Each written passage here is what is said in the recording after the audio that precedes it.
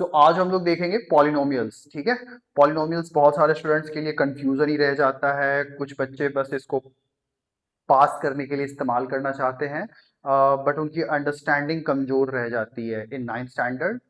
Polynomials है ना। तो और वो क्यों रह जाती है, उसका सिंपल एंड सिंगल रीजन, उन्होंने ना अलजेब्रिक एक्सप्रेशन को बहुत स्ट्रांगली होल्ड नहीं किया जब उनको 7th में और 8th में होल्ड करना था। ठीक है, that's the simple single reason for their polynomials in their class 9 to remain weak area.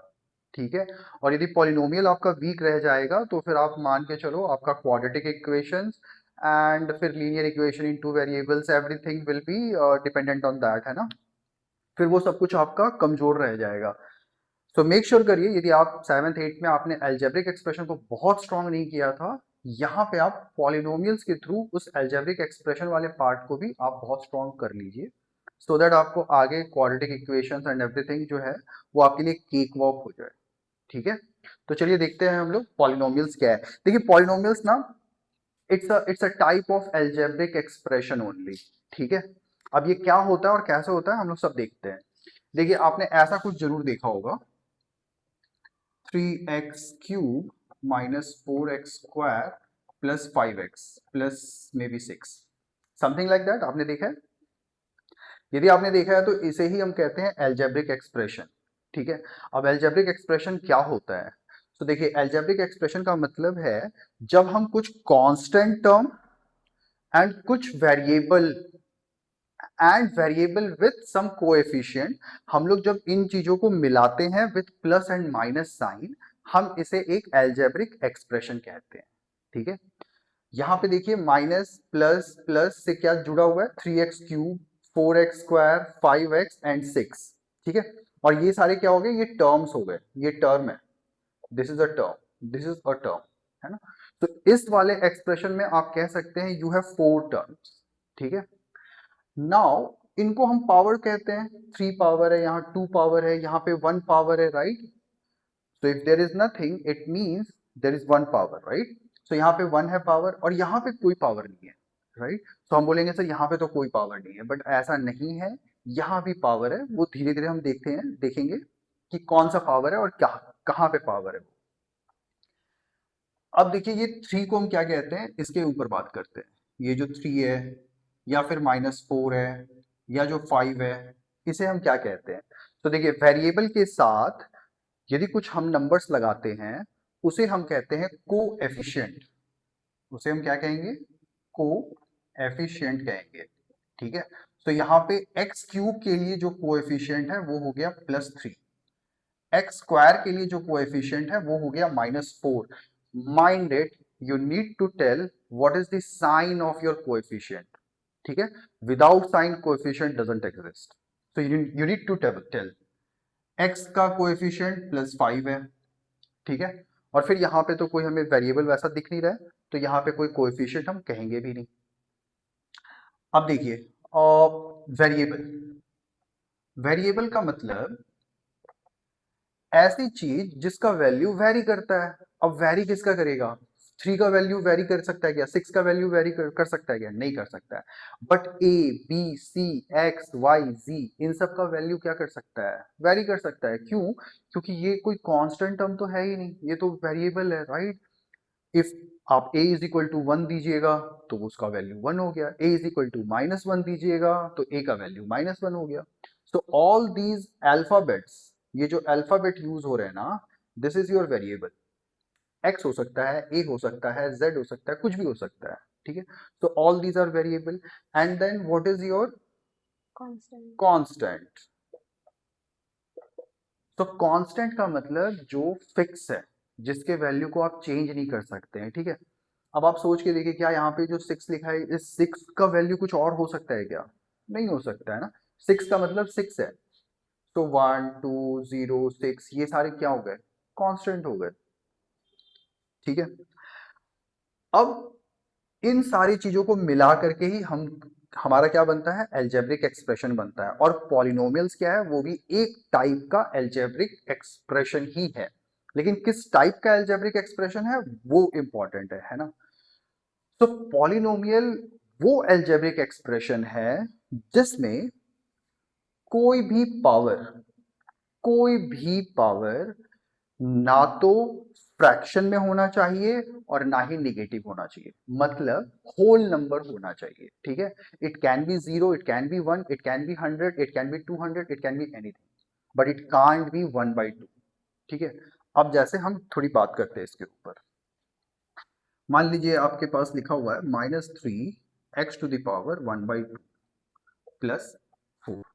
मान लीजिए ये एक एक्सप्रेशन है। आपको क्या लगता है, इज इट, ये एल्जेब्रिक एक्सप्रेशन तो है, but is it a polynomial also? No. Why? यहां पे पावर देखिए फ्रैक्शन में है। ठीक है, एंड केवल आपको ये नहीं देखना है, आपको उसे सॉल्व करना है। जो भी एक्सप्रेशन दिया है ना, उसे सॉल्व करना है और फिर देखना है कि जो भी आपका पावर है वो क्या आता है, वो एक होल नंबर आता है या होल नंबर नहीं आता है ना। तो फॉर एग्जाम्पल मैं एक एक्सप्रेशन लिखता हूं, आप बताइए कि वो पॉलिनोमियल है या नहीं है। 3x⁻² minus x⁻² divided by √x. You can pause this one and then you can take your time और आप बताओ आपको क्या लगता है, is it an algebraic expression तो है, but is it a polynomial और नॉट। चलिए देखते हैं इसे। जब भी आपके पास इस तरह का कुछ एक्सप्रेशन होता है, आप इसे अलग अलग कर लीजिए। 3x⁻²/3 डिवीजन x⁻, रूट है, इसको आप क्या कह सकते हैं, x⁻, 1/2 आप कह सकते हैं। साइन माइनस का आ जाएगा बीच में, and then again x⁻, 1/2 division x⁻, 1/2। ठीक है, अब हमें पता है यहां पे आपको यूज करना होगा एक्सपोनेंट का कॉन्सेप्ट। एक्सपोनेंट में हमने क्या पढ़ा है कि यदि आपका जो वेरिएबल है वो सेम है वेरिएबल और वो डिवीजन में है, तो उसके जो पावर होंगे वो डिफरेंस में हो जाएंगे, माइनस हो जाएंगे। ठीक है, न्यूमरेटर वाले से डिनोमिनेटर वाला पावर माइनस हो जाएगा। तो यदि आप वो करते हैं तो आपको क्या मिलेगा, 3x⁻² -1/2। ठीक है, माइनस, और ये देखिए ये तो कैंसल आउट हो जाएगा, आप इसको 1 रख सकते हैं, है ना। और 1 क्यों होता है, चलिए इसके ऊपर भी बात कर लेते हैं। इसे भी हम ऐसे लिख लेते हैं, x⁻, 1/2 -1/2 लिख सकते हैं। ठीक है, अब यहाँ पे देखिए, ओके, सॉरी, एक मिस्टेक है, मैं इसको थोड़ा अच्छा कर लेता हूँ क्वेश्चन को। इसको मैं 2/3 नहीं, इसको 3/2 कर लेता हूँ। 3/2, this is 3/2, so here comes 3/2 -1/2। ठीक है, सो ये क्या हो जाएगा, ये देखिए 2 आपका हो गया LCM, and then 3 - 1 2, so 2/2 is 1, so 3x⁻1 हो गया, minus x⁻, half minus half क्या होगा, 0। ठीक है, और फिर से एक्सपोनेंट का यहाँ पे कॉन्सेप्ट आएगा, anything to the power 0 is always 1। इसीलिए ये जब कटता है दोनों, तो हम क्या कहते हैं, ये कट के क्या हो जाता है, 1 हो जाता है, जब numerator and denominator cancel out होता है। तो ये देखिए x⁻, 0, तो यहाँ पे आपका क्या लिखा आएगा, 3x - 1। तो यहां आपको देख के लग रहा था कि ये एक्सप्रेशन पॉलिनोमियल नहीं है, बट जब हमने इसे सॉल्व किया तो हमें दिख गया कि नहीं, ये तो पॉलिनोमियल ही है। और यदि मैंने पहले वाला जो लिखा हुआ था ना 2/3, उस हिसाब से ये सच में पॉलिनोमियल नहीं होता है ना, क्योंकि 2/3 - 1/2 ये आपको कभी भी होल नंबर नहीं देता है ना, वो फ्रैक्शन में ही रह जाता। सो आपको ये समझ में आ गया कि कौन सा एल्जेब्रिक एक्सप्रेशन पॉलिनोमियल होता है। ठीक है, आपके आर एस अग्रवाल में, आर डी शर्मा में बहुत सारे क्वेश्चंस हैं। आप बस ये क्वेश्चन को देख करके ऐसे रश थ्रू मत करिए, सारे क्वेश्चंस को बैठ करके पेशेंटली देखिए, है ना। आपने एक बार देखा है, 2 बार देखिए, 2 बार देखा है, 3 बार देखिए, है ना। इससे हार्म नहीं होने वाला है, आपके कॉन्सेप्ट्स और क्लियर ही होंगे। ठीक है, तो आगे हम चलते हैं, इसको पहले रब करते हैं एंड देन फिर हम आगे बातें करेंगे। तो पॉलिनोमियल्स को हम 2 तरीके से कैटेगराइज कर सकते हैं। एक तो on the basis of terms, and then on the basis of degree. Degree. ठीक है, डिग्री क्या होता है, देखिए हमने पावर्स देखा था, फॉर एग्जांपल हम लिख लेते हैं एक 3x² minus 2x plus 5 for example. यहाँ पे हमें पावर दिख रहा है, यहाँ पे 2 है, यहाँ 1 है। अच्छा, यहाँ पे कुछ भी नहीं है, this is just a constant, right. लेकिन कांस्टेंट के साथ भी पावर होता है। कौन सा पावर होता है, देखिए यदि हमने यहाँ पे x टू द पावर 0 लिखा, तो will it make any difference? No, because x to the power 0 will be always 1, and 5 into 1 or any constant into 1 will always be that constant. ठीक है, सो इसलिए हमें हमेशा मानना है कि कांस्टेंट जो होता है वो भी एक पॉलिनोमियल है। क्यों पॉलिनोमियल है? बिकॉज उसके साथ एक जो वेरिएबल होगा उसके ऊपर हमेशा जीरो एक डिग्री रहेगा। ठीक है, जीरो पावर होगा, जिसके कारण ये भी एक अपने आप में पॉलिनोमियल है।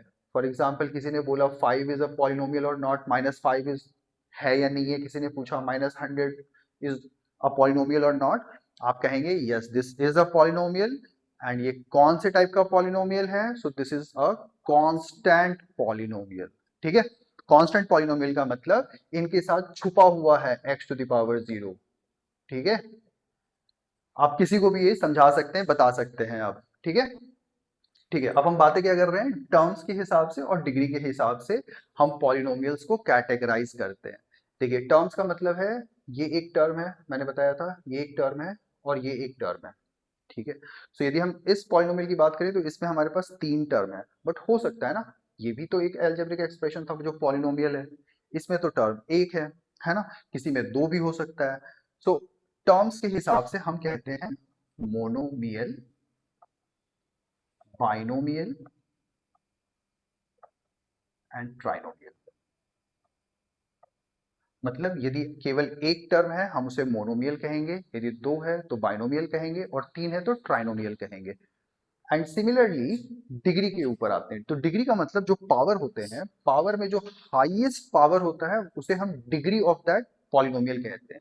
जैसे यहाँ पे 2 इज द हाईएस्ट डिग्री और highest power, and that's why 2 is the degree of this polynomial, है ना। सो डिग्री के हिसाब से हम जो कहेंगे वो होता है, यदि एक है हाईएस्ट, फॉर एग्जाम्पल यदि 3x प्लस 5 है, 3x प्लस 5 का मतलब यहाँ पे 1 है पावर और यहाँ पे तो 0 है power, x to the power 0, right. So 1 is the highest power and that's why 1 is the degree of this polynomial.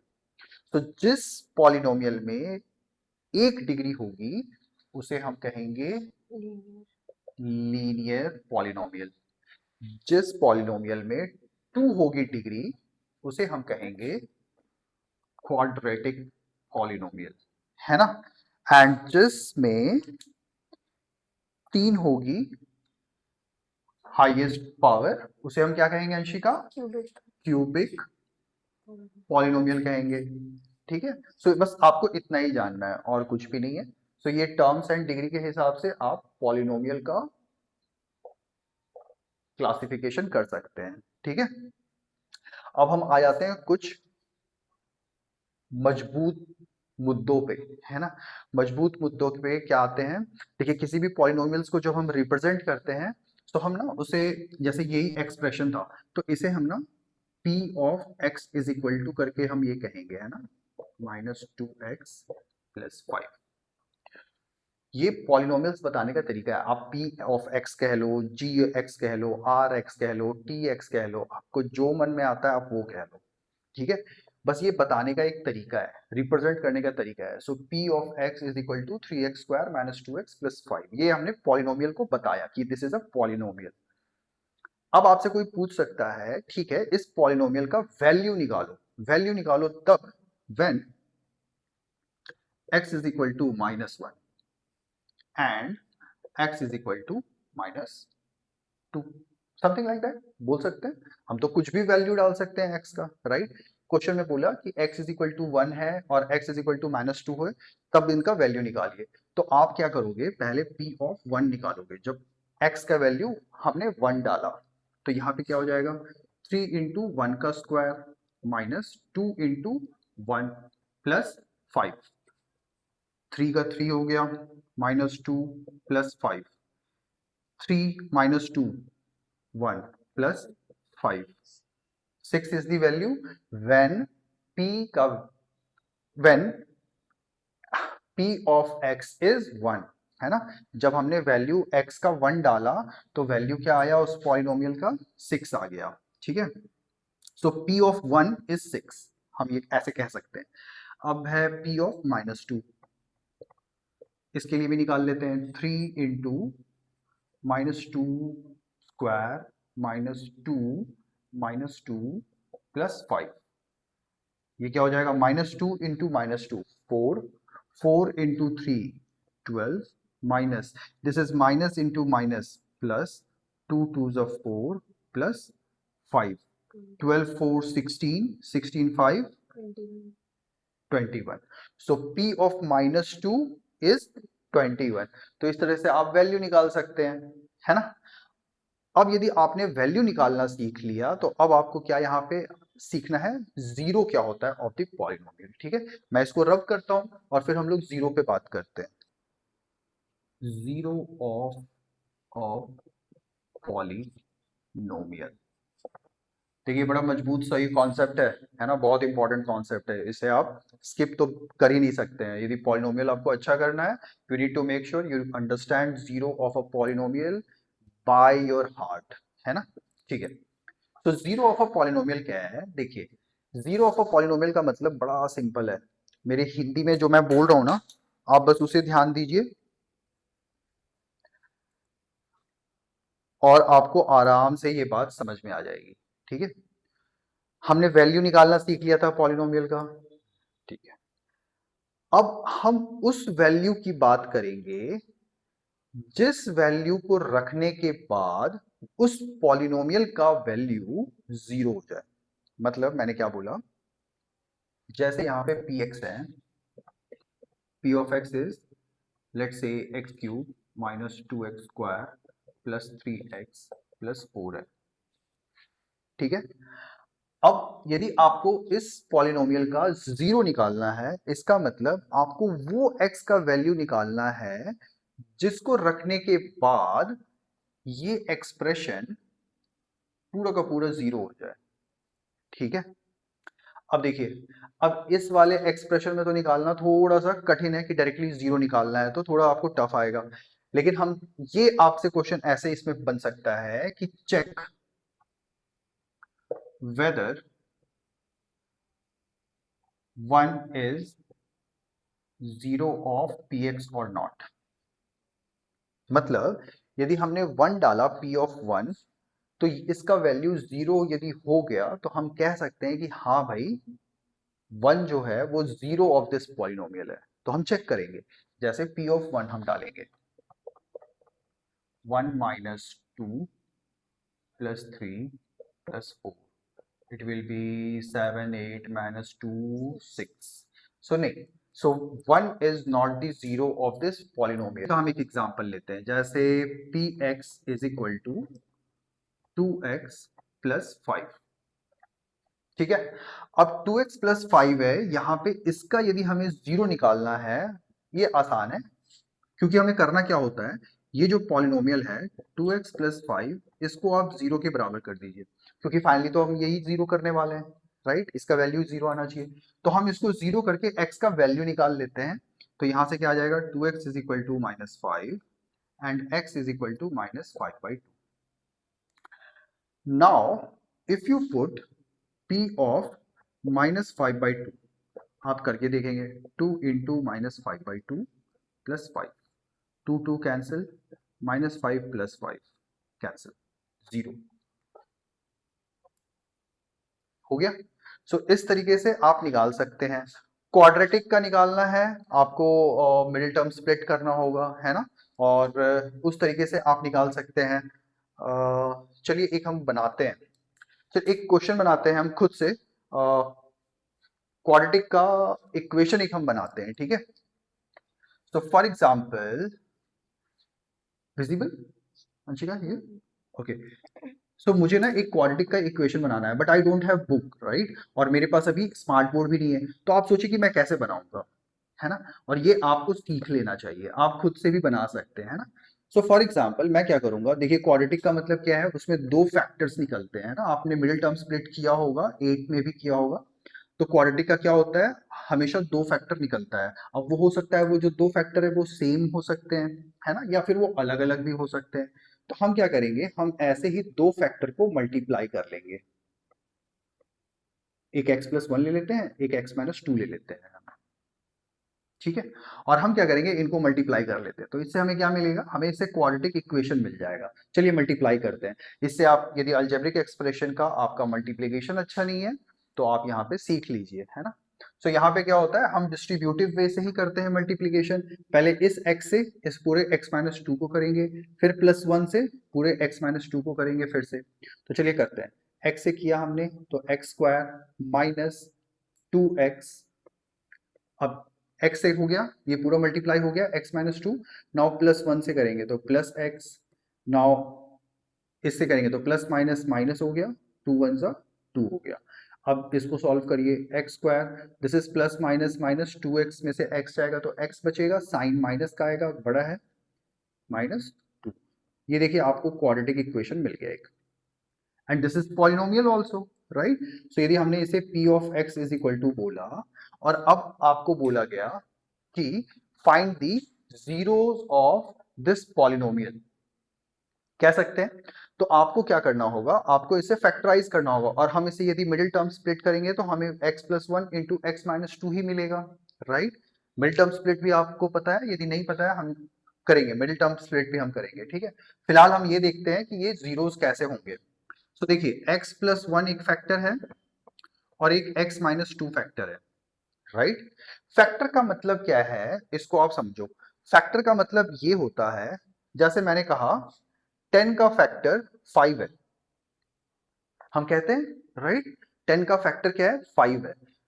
इसका मतलब ये है कि यदि मैंने 5 से 10 को डिवाइड किया तो हमें कुछ भी रिमाइंडर नहीं मिलना चाहिए, रिमाइंडर हमारा क्या हो जाना चाहिए, जीरो हो जाना चाहिए।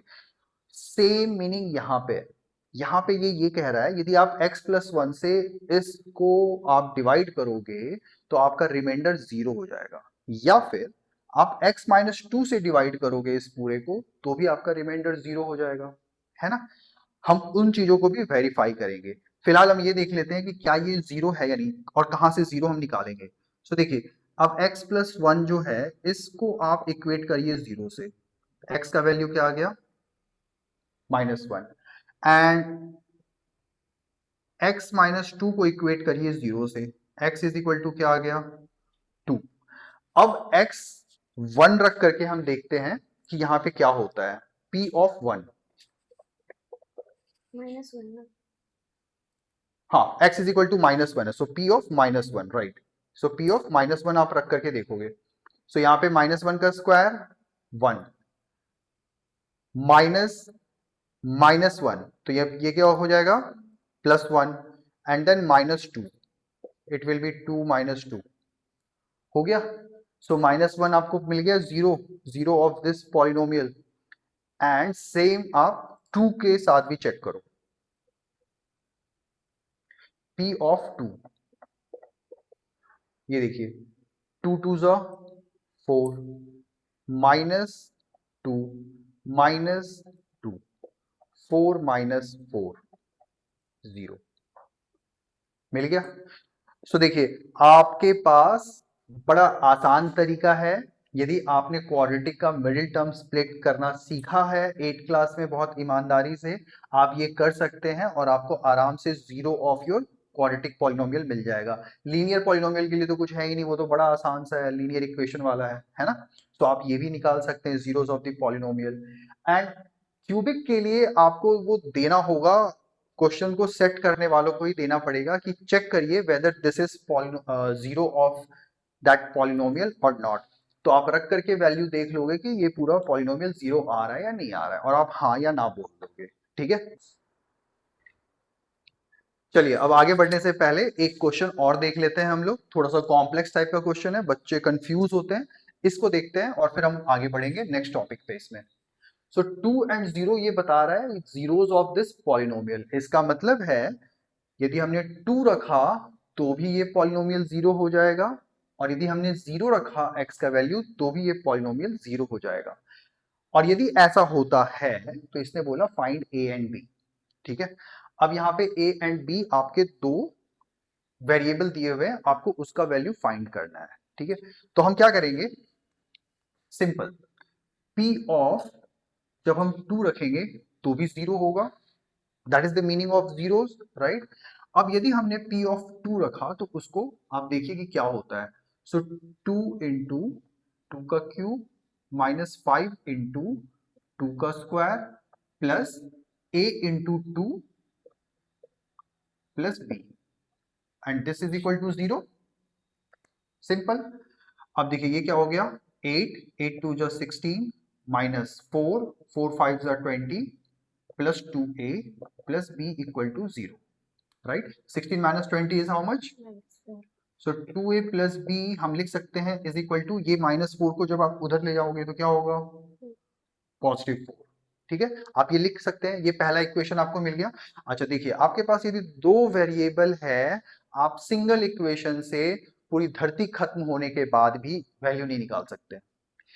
मैंने क्या कहा, यदि आपके पास दो वेरिएबल है जो अननोन है, यदि आपको दोनों का वैल्यू चाहिए, आपको मिनिमम दो इक्वेशन लगेगा। ठीक है, इस बात को भी आप गांठ बांध करके रख लीजिए। यदि आपको तीन वेरिएबल अननोन है, आपको उसके लिए तीन इक्वेशन लगेंगे।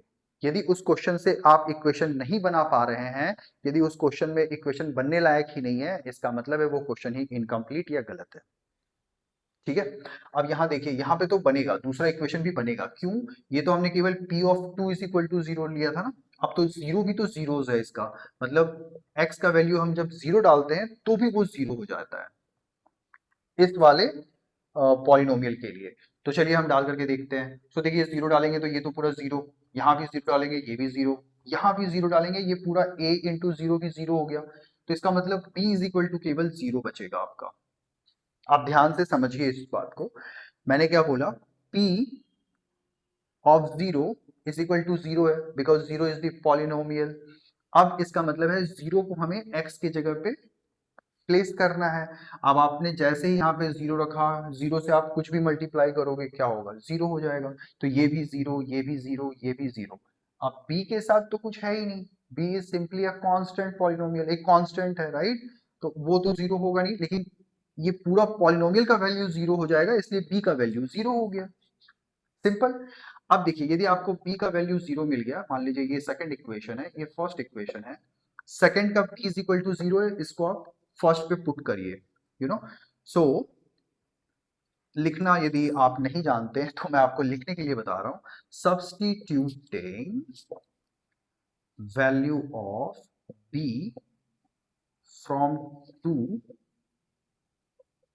इंटू 1 में आप डालो 2a plus 0 equal to 4, b का value 0, so 2a is equal to 4, a is equal to how much, 2। so इसका मतलब आपको वैल्यू मिल गया, a का वैल्यू 2 एंड b का वैल्यू 0। अब आप देखते हैं इसको कि हम वेरीफाई करते हैं, है ना। देखिए क्वेश्चन को वेरीफाई करना, जो बेस्ट स्टूडेंट्स है ना, वो बिना वेरीफाई किए आगे बढ़ते ही नहीं है। ठीक है, तो चलिए वेरीफाई भी करते हैं। अब हमने क्या करना है, a का वैल्यू 2 डाल देना है और b का वैल्यू 0 डाल देना है। तो चलिए लिख लेते हैं, 2x cube, Anshika visible, minus 5x square plus 2x and plus b is 0। तो अब 0 0 लिखो ना लिखो बराबर है ना। सो ये हो गया। ठीक है, अब इसने क्या बोला था, इस क्वेश्चन ने बोला था कि 2 and 0 are zeros of this polynomial. इसका मतलब यदि हम x का वैल्यू 2 डालें तो भी इसका वैल्यू 0 होगा, यदि हम x का वैल्यू 0 डालें तो भी इसका वैल्यू 0 होगा। करके देख लेते हैं। तो let's say this is px is equal to, हम p ऑफ 2 रखते हैं, 8 8 2 जा 16 माइनस 4 4 5 जा 20, 2 2 जा 16 माइनस 20 प्लस 4। चलिए अब p ऑफ 0 भी कर लेते हैं, बिकॉज 0 इज ऑल्सो दी 0। ठीक है, ये हमेशा नहीं होता है। मेक श्योर ये जीरो और वो जीरो जो मैं बोल रहा हूँ बाबा बहुत अंतर है ना। जीरोस का मतलब, बोलने का मतलब ये है कि वो वैल्यू रखने के बाद पूरा पॉलिनोमियल का वैल्यू जीरो हो जाना। ठीक है, तो प्लीज डोंट गेट कंफ्यूज्ड, है ना। बहुत सारे बच्चे तो इसी में उनका नाइन्थ निकल जाता है, इस कंफ्यूजन में। प्लीज डोंट गेट कंफ्यूज्ड, है ना। सो पी ऑफ जीरो, अब मैंने जीरो को भी जीरो बोला गया है कि जीरो भी जीरो है, तो चलो भाई हम जीरो डालते हैं इस वाले इक्वेशन में। जीरो डालेंगे तो ये क्या हो जाएगा, इसमें जीरो डालेंगे तो क्या हो जाएगा, इस पे जीरो डालेंगे तो क्या हो जाएगा। तो भैया क्या है ये, राइट। लेकिन अब देखिए, यदि आपके पास ऐसा एक एक्सप्रेशन होता, I am trying to make use of this white board itself without rubbing, so bear with me. मान लीजिए एक ऐसा रहता आपके पास पॉलिनोमियल, अंशिका बताना if it is visible, 3x square minus 5x plus 4, मान लीजिए ऐसा रहता, ठीक है। और मैं इसमें बोलता हूं कि zero is the zero of this polynomial, is it true. देख लेते हैं। यदि आपके मन में ये है कि यार जीरो जो होगा ना वो तो हर एक का जीरो होना चाहिए, इसका देख लेते हैं। तो एफ ऑफ जीरो मुझे कहना होगा, चेक करना होगा, right. If zero is the zero of this polynomial, I need to check if zero is the zero of this polynomial. हाय ये टंग ट्विस्टर हो गया। सो देखिए ये तो हो जाएगा zero, 3 into 0 square minus 5 into 0 plus 4, 0 - 0 plus 4, so this is not equal to 0. It means this, for this example, 0 is not the 0 of this polynomial, right? While 0 is the 0 of this polynomial, 0 is not the 0 of this polynomial. ठीक है, सो ये आप अपने mind से निकाल दीजिए कि भैया ई वाला जीरो और ऊ वाला जीरो अलग होता है ना। ठीक है, अब हम इसे रब करेंगे और आगे देखते हैं और क्या है इसमें। ठीक, अब आ गया वो वाला टॉपिक जिसमें लगभग most of the students, ninth के जितने भी बच्चे होंगे वो रिलेट कर रहे होंगे मेरी इन बातों से। अब हम जो टॉपिक पे बात करने वाले हैं, factor theorem and remainder theorem, ये वो टॉपिक्स हैं जो लगभग सारे बच्चों को कंफ्यूज भी करता है और परेशान भी करता है। ठीक है, सो मैं ट्राई करूंगा कि ये डर आपके अंदर से निकाल दूं। ठीक है, चलिए देखते हैं क्या होता है। देखिए इसको सीखने से पहले ना आप एल्जेब्रिक एक्सप्रेशन का factor theorem and remainder theorem को ऐसा मत समझिए कि ये कुछ अलग दुनिया में नया मैथमेटिकल कुछ साइंस है उसे हम सीख रहे हैं, राइट। कुछ आप अलग नहीं सीख रहे हैं, कुछ भी नहीं। आपने जो न्यूमेरिकल वाला, आपने जो डिवीजन किया है ना, यदि आपको वो अच्छे से आता है, आप ये एल्जेब्रिक का डिवीजन भी यदि आपने अच्छे से कर लिया है 8th स्टैंडर्ड में, factor theorem and remainder theorem कहीं से टफ नहीं है, कहीं से भी टफ नहीं है। ठीक है, आप देखना, मैं आपको बताता हूँ, आपको आप खुद डिसाइड कर लोगे। ठीक है, देखिए सबसे पहले मैं एक सिंपल इंटीजर का डिवीजन लेता हूँ। 5 को मैं 2 से डिवाइड करता हूँ, कर सकता हूँ। सो 2 2 ज़ा 4, रिमाइंडर इज 1। यहाँ पे हम इसको यदि चेक करना चाहें, हमें वेरीफाई करना है कि हमने डिवीजन सही किया या गलत किया है, तो हम क्या कर सकते हैं, हम इसे क्या कहते हैं, डिवीजर कहते हैं। हम डिवीजर को कोशंट के साथ क्या करेंगे, मल्टीप्लाई करेंगे, और जो भी यहाँ पे रिमाइंडर बचा है हम उसे क्या कर देंगे, उसमें ऐड कर देंगे।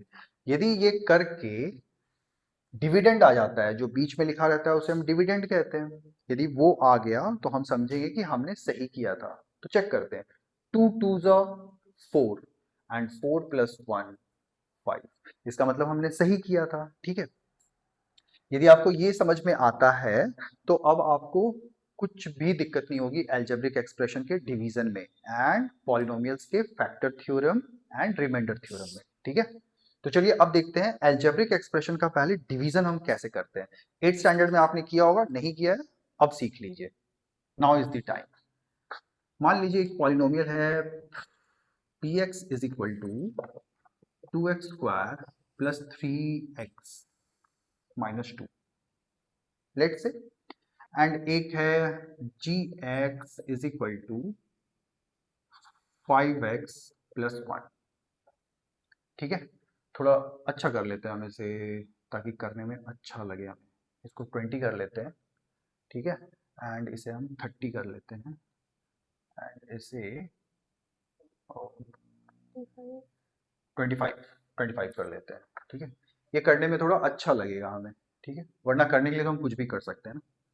अब हम क्या करते हैं, ये जो छोटा कम टर्म्स वाले जो पॉलिनोमियल है उसको हम डिवीजर बना करके, जो बड़ा पॉलिनोमियल है उसको हम डिविडेंड बनाते हैं और डिवीजन करते हैं। हमें डिवीजन सीखना है बेसिकली। तो देखिए 5x+1 से हम डिवाइड कर रहे हैं 20x² प्लस 30x माइनस 25 को। सिंपल, आपको क्या करना है, डिवीजन सीखना है। देखिए डिवीजन में सिंपल नियम ये है, आपने यदि ये नियम को पकड़ लिया, आपका हो गया अलजेब्रिक एक्सप्रेशन में डिवीजन आपका हो गया। आपको ना इसका पहला टर्म हमेशा देखना है, ठीक है, डिवीजर का पहला टर्म एंड डिविडेंड का भी पहला टर्म।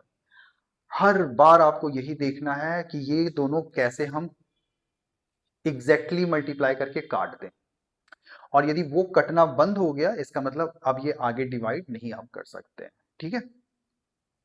सो हम क्या करेंगे, हम इन दोनों को देखेंगे कि ये हम 5x को किससे मल्टीप्लाई करें कि ये 20x² हो जाए। Sign is mandatory, sign is mandatory.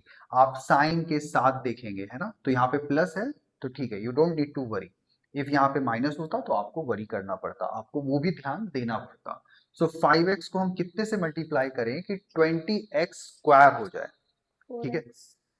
देखिए यदि आपको नहीं पता चल रहा है कि हम क्या करें या मैं क्या बोल रहा हूं, सिंपल है, आप 20x² को 5x से डिवाइड करिए, ठीक है।